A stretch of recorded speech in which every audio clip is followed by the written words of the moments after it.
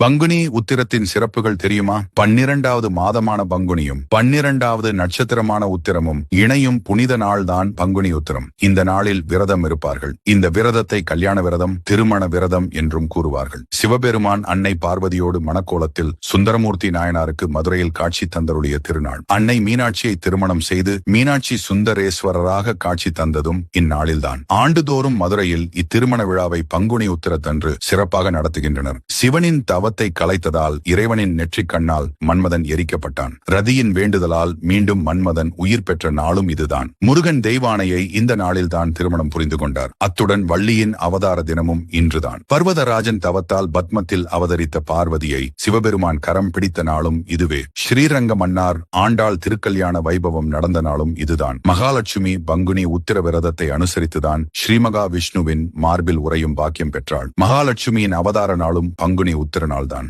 இந்நாளில் வைணவ ஆலயங்களில் மணக்கோலத்தில் தாயாரும் திருமாலும் காட்சி தருவார்கள். அன்று காஞ்சி வரதராஜர் ஆலயத்தில் ஸ்ரீ பெருந்தேவி தாயார் சந்நிதியில் ஸ்ரீதேவி பூதேவி, மலையாள நாச்சியார் ஆண்டாள் மற்றும் பெருந்தேவி தாயார் சகிதமாக ஸ்ரீ வரதராஜர் காட்சி தருவார்.